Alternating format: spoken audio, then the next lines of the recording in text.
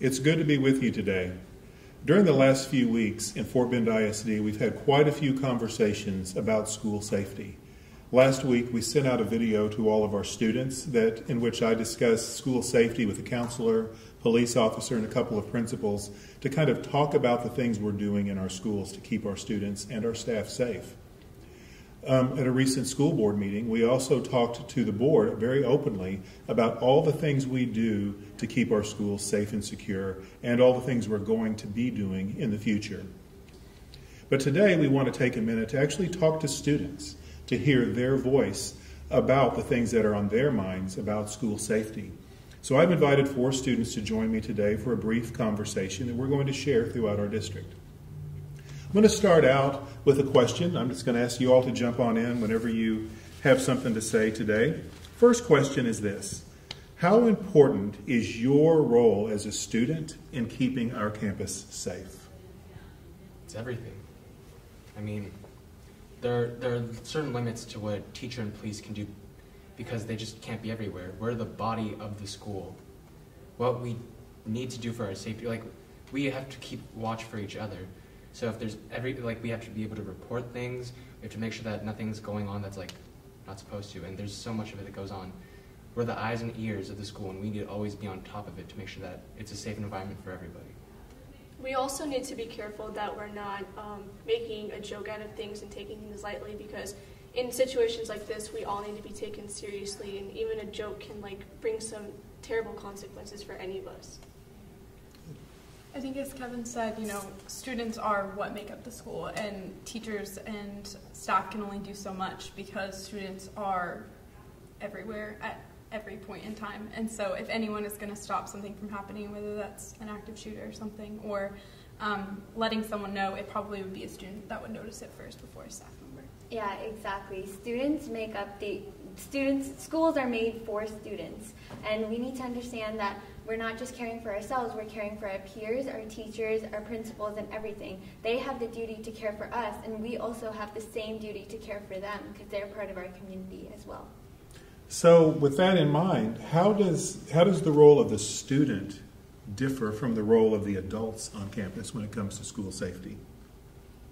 Adults are the ones with the authority. They have the ability to actually implement plans and actions and take control of situations.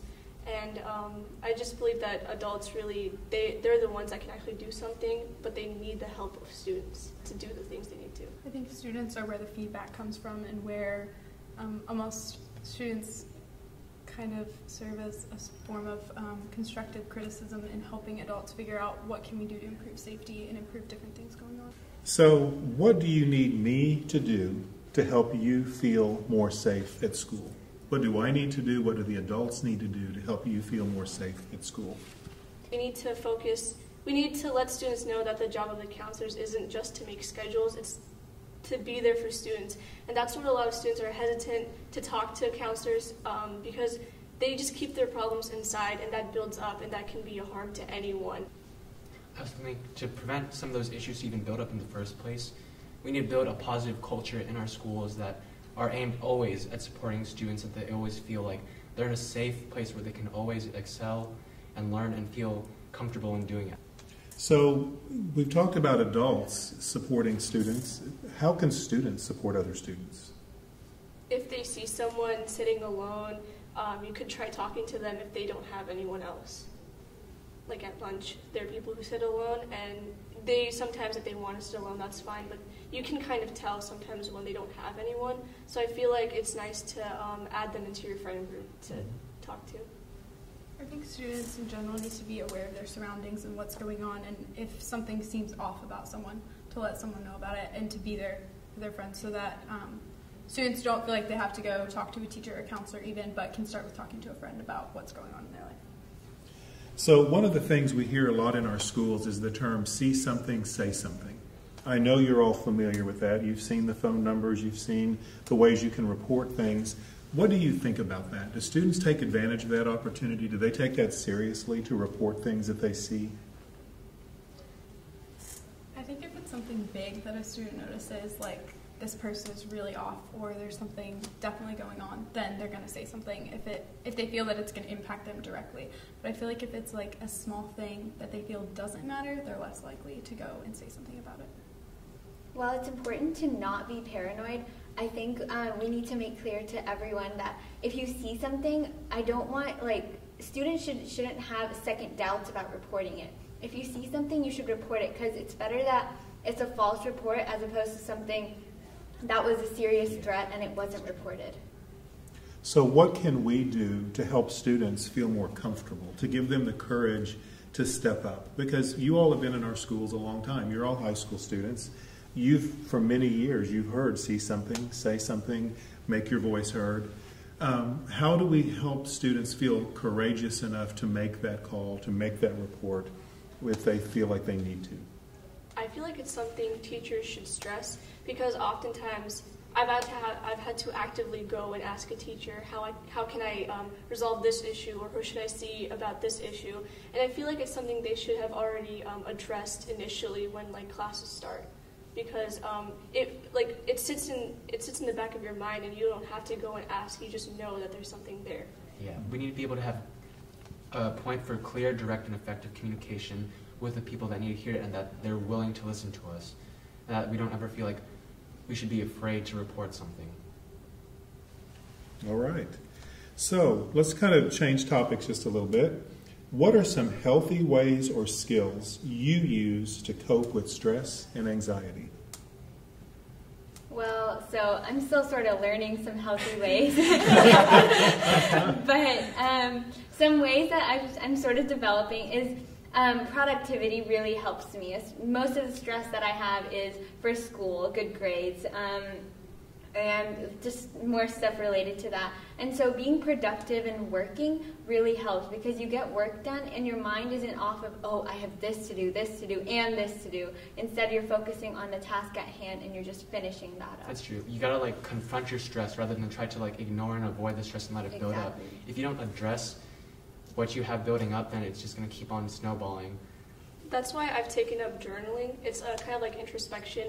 I can just kind of analyze how I felt that day and what I can do to help it. And it also takes my stress and my anxiety and puts it into one focus, so that I'm not thinking about something else, but everything that I'm feeling is going out through one outlet. And I feel like there's many things you can do to pinpoint your stress and let it out in one way. I think making sure to keep a balance, and even on the days where you are stressed out and you have a big test the next day, exercising and staying active, and continuing to develop friendships so that it doesn't get blown out of proportion and you're really overwhelmed all at once. Okay, makes sense. How can we help students learn these things? What do we need to do to help students grow in that way? I think a big thing for a lot of reasons so many students are stressed is that, for me, a lot of people, they overload themselves with too many things, and then they have to learn how to balance something the hard way. I think whenever you're signing up for a year, or you're thinking about your week, always make sure to keep balance in check.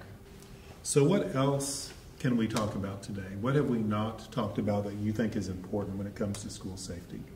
I think that teachers, not to put so much pressure on them, but I think it's very important for teachers to maintain a good relationship with all of their students, to make sure that everything's okay and that students don't feel neglected just because they don't talk a lot or they don't do something. I think it's important to let every student know that they have value, that they're important, that their teacher thinks they matter.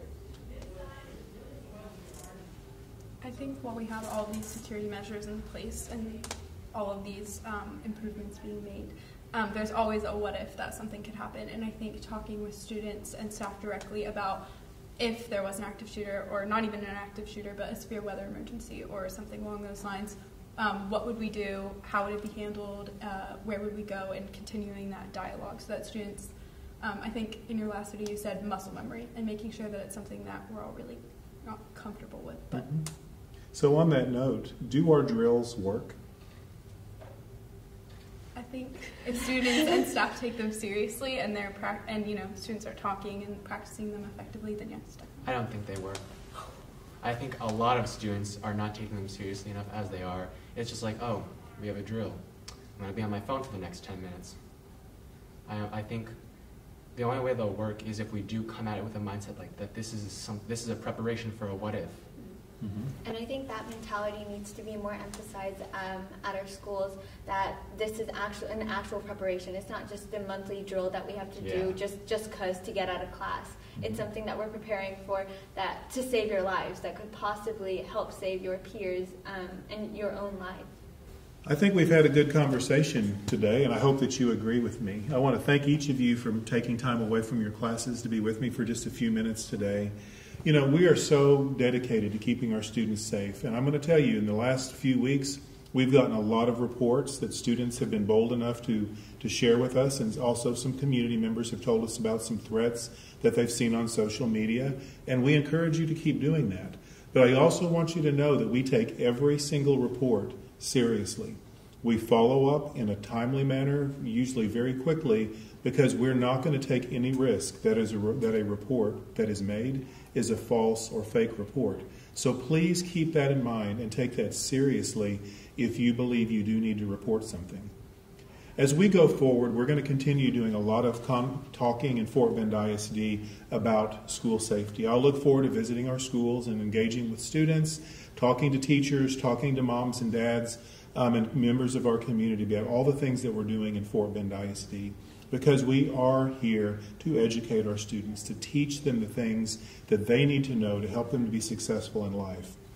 The things we've talked about today, we're going to follow up on those things. We're going to try to close some of the gaps that the students identified to make sure we're doing the very best we can. And I invite you and encourage you to continue to be a part of the conversation in Fort Bend ISD. We have a Let's Talk page on the FBISD website, and there's a button out there that says Continuing the Conversation. So if you have questions that have been spurred by this conversation, if you have a thought that you'd like to share, please go to Let's Talk and Continuing the Conversation and share that with me. We'll be monitoring all of those. We'll be responding to questions as well. And we'll also be creating a frequently asked question list that we'll post on the district website so everybody can see the various questions and responses. But for now, again, I want to thank you for making time for this video today. I want to thank you for all you're doing to keep your school safe. And I'll look forward to talking to you again in the very near future.